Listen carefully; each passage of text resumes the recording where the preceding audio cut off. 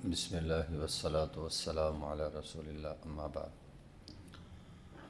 صفحہ نمبر ہے 260، آیت نمبر ہے 131، 132 اور 133۔ اعوذ باللہ من الشیطان الرجیم، بسم اللہ الرحمن الرحیم۔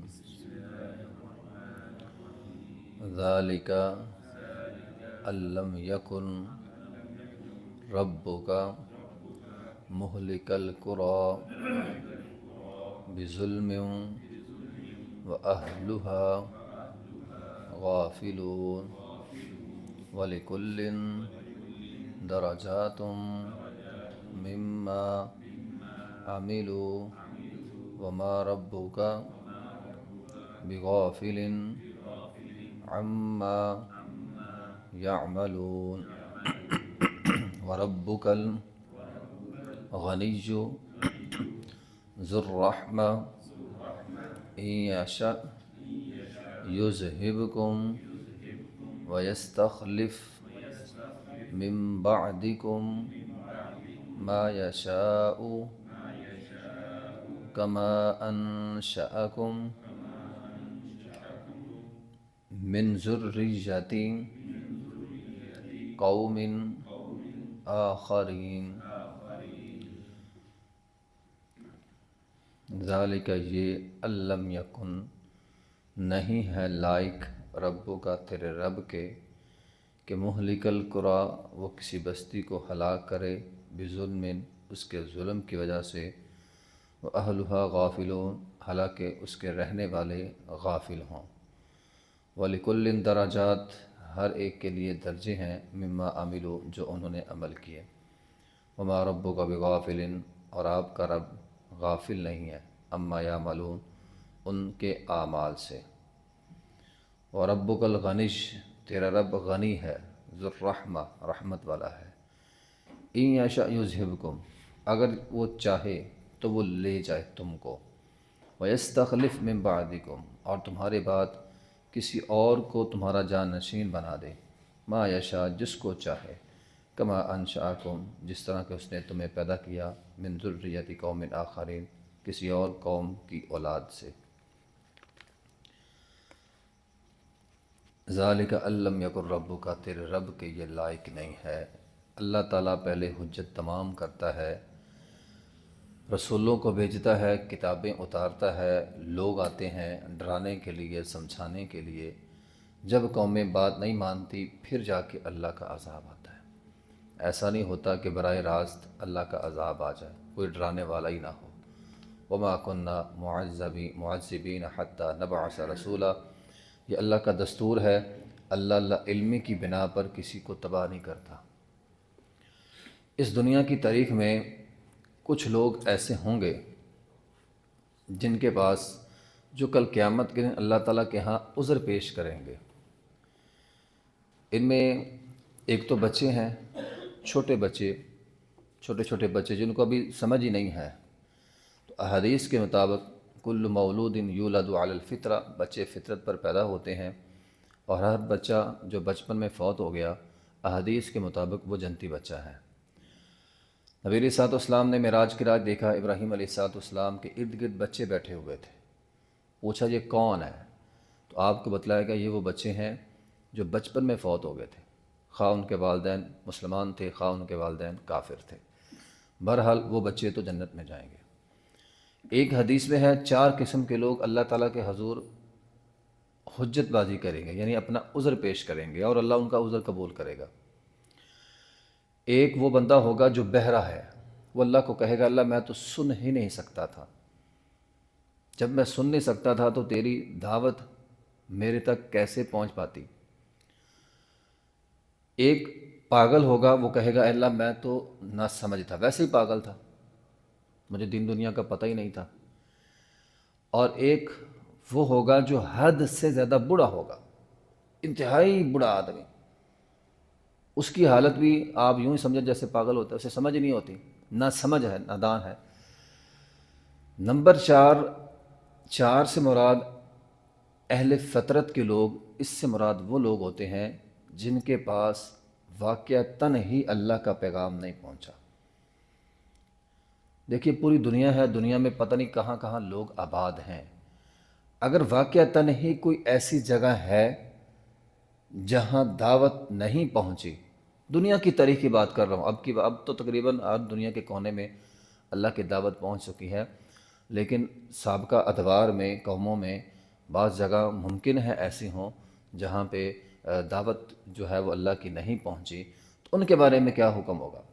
وہ لوگ کہیں گے اللہ ہمارے پاس تو دعوت آئی نہیں، دین پہنچا ہی نہیں، تیرے پیغمبر کی بات آئی نہیں، تو کیا ہمارا ہوگا؟ اللہ تعالیٰ ایسے لوگوں کو آزمائے گا قیامت والے دن ہی۔ اللہ ان سے عہد لے گا، اچھا ایسا کرو کہ اگر میں تمہیں کوئی بھی حکم دوں میری بات مانو گے؟ وہ اللہ سے عہد کریں گے، ہاں اللہ جو بھی تیرا حکم ہوگا نا ہم مانیں گے۔ اللہ تعالیٰ فرمائے گا جاؤ جہنم میں چلے جاؤ۔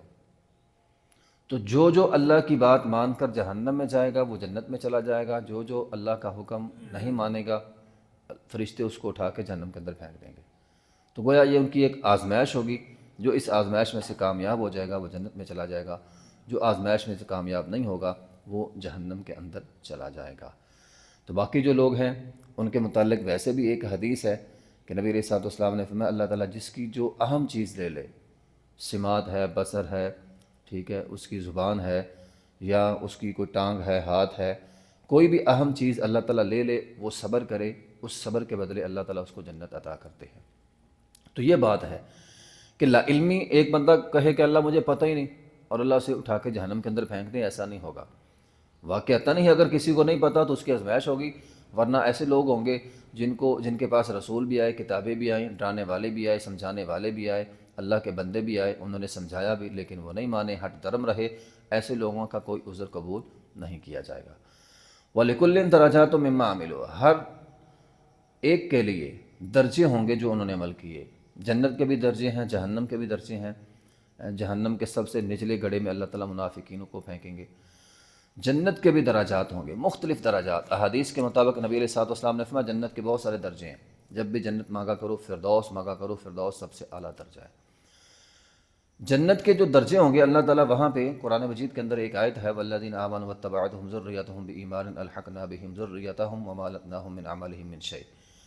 کل قیامت کے دن ہوگا یوں کہ مثال کے طور پر ایک آدمی ہے، اللہ تعالیٰ نے اس کو جنت میں اونچا درجہ دیا، اب مثال کے طور پر اس کی اولاد ہے، وہ اس کے عمل تو ہیں اچھے لیکن اتنے عمل نہیں ہے کہ باپ والے درجے پر پہنچ سکے، تو اللہ اپنی رحمت سے اس اولاد کو بھی اس کا درجہ بڑھا کے باپ والا درجہ اس کو عطا کر دے گا۔ یعنی اللہ تعالیٰ اولادوں کو جنت کے اندر ملا دے گا اگر وہ کچھ نہ کچھ اس نے نیک عمل کیے ہوئے تو۔ اسی طرح دیگر رشتہ دار جو ہیں اللہ تعالیٰ ان کو بھی جو ہے وہ ساتھ ملا دے گا۔ تو بہرحال یہ اللہ تعالیٰ کی رحمت کی وجہ سے ہوگا۔ تو جنت کے بہت سارے درجات ہوں گے، تو انسان کو سب سے اوپر والا درجہ جنت الفردوس کا سوال کرنا چاہیے۔ وما ربک بغافل عما یعملون، اللہ کسی بھی عمل سے غافل نہیں ہے۔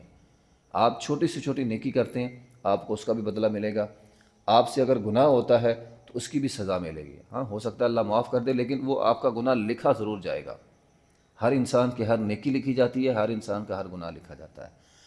وَرَبُّكَ الْغَنِيُّ ذُو الرَّحْمَةِ، آپ کا رب غنی ہے، رحمت والا ہے۔ یہ بڑی اہم بات اللہ تعالیٰ نے فرمائی، اللہ غنی ہے، اللہ کو کسی کی پرواہ نہیں ہے، میری آپ کی کائنات میں کسی کی پرواہ نہیں۔ دو ٹوک بات ہے، اللہ کو کسی کی پرواہ نہیں ہے۔ آپ مت سمجھیں کہ میں نے اگر نیکی نہ کی تو پتہ نہیں کو اللہ کا آپ نقصان کر لیں گے، اللہ کا نقصان کوئی نہیں کر سکتا۔ اللہ غنی ہے، اللہ بے پرواہ، اللہ کو کسی کی پرواہ نہیں۔ ہاں ساتھ اللہ تعالیٰ فرماتے ہیں ذو الرحمہ، ہاں یہ اللہ کی رحمت ہے، اگر اللہ آپ کو دیکھتا ہے آپ کو دیتا ہے یہ اللہ کی رحمت ہے، ٹھیک ہے۔ اب یہاں دو چیزیں بیان ہو گئی، اللہ بے پرواہ بھی ہے، اللہ رحیم ذات بھی ہے۔ جس طرح ہم یہ پڑھتے ہیں کہ اللہ تعالیٰ کی رحمت بہت زیادہ ہے، اللہ کی رحمت کے 100 حصے ہیں، فلاں فلاں ہے، اس کے باوجود اللہ تعالیٰ فرماتے ہیں ان یشاء یذہبکم، یہ مت سمجھو کہ میں صرف رحیم ہی رحیم ہوں، میں بس کچھ کر ہی نہیں سکتا۔ اللہ کی رحمت کو اللہ کی کمزوری نہیں ہے۔ ہمارے ہاں ہوتا ہے انسانوں میں بعض بندہ کو نرم ہونا، وہ نرم مزاجی اس کی کمزوری بعض اوقات بن جاتی ہے، لوگ اس کا غلط فائدہ اٹھا لیتے ہیں۔ اللہ کے ساتھ ایسا نہیں ہے۔ اللہ رحیم ذات ضرور ہے، لیکن اللہ تعالیٰ فرماتے ہیں میری رحمت میری کمزوری نہیں ہے، یہ اللہ کا فضل ہے۔ ان یشاء یذہبکم ویستخلف من بعدکم ما یشاء، اللہ اگر چاہے گا تمہاری نافرمانیوں کی وجہ سے تمہیں ہٹا دے گا، تمہاری جگہ اور لوگ لے آئے گا۔ اور دنیا میں ایسا ہوا ہے، قوم نوح آئی، نافرمانی کی، اللہ نے ہٹا دیا۔ قوم عاد آئی، نافرمانی کی، اللہ نے ان کو بھی ہٹا دیا۔ قوم ثمود آئی، نافرمانی کی، اللہ نے ان کو بھی ہٹا دیا۔ آج اگر اللہ تعالیٰ کسی کو کوئی بھی عہدہ دیتا ہے، وہ یہ سمجھتا ہے میں ہوں، نہیں بھائی، اللہ تجھے ہٹا کر تیری جگہ اور بندے لانے پر قادر ہے۔ اور پھر آگے اللہ تعالیٰ فرماتے ہیں کما انشأکم من ذریۃ قوم آخرین، اللہ کسی اور قوم کو لانے پر بھی قادر ہے، اللہ کسی اور مخلوق کو لانے پر بھی قادر ہے۔ بیت اللہ کو اللہ تعالیٰ نے ابابیلوں سے بچایا تھا۔ اللہ کو ضرورت نہیں ہے انسانوں کی، اللہ کو ضرورت نہیں ہے، انسان اور جنوں کی بات ہو رہی نا پیچھے، اللہ کو نہ جنوں کی ضرورت ہے، نہ اللہ کو انسانوں کی ضرورت ہے۔ اگر اللہ نے اپنے دین کا کام لینا ہو، اللہ ابابیلوں سے لے لے، اللہ کسی اور مخلوق سے لے لے، وہ اللہ ہمارا محتاج تھوڑی ہے، اللہ کسی کا محتاج نہیں ہے، اللہ غنی ہے، اللہ بے پرواہ ہے، جس مخلوق سے چاہے جون سا کام چاہے وہ اللہ لے سکتا ہے۔ تو انسانوں کو اللہ نے ذمہ دار بنایا ہے، اگر انسان اپنی ذمہ داری ادا کریں گے، اللہ کی بات مانیں گے، اللہ کی عبادت کریں گے تو انسان کے درجات بلند ہوں گے۔ اگر اللہ کی نافرمانی کریں گے تو اللہ کو کوئی پرواہ نہیں ہے، اللہ ان انسانوں کو لے کر کسی اور انسان کو لے آئے گا، اور اگر اللہ چاہے انسانوں کے بجائے کسی اور مخلوق کو لے آئے تو اللہ غنی ہے، اللہ رحمت والے ہیں۔ وآخر دعوانا الحمدللہ رب العالمین۔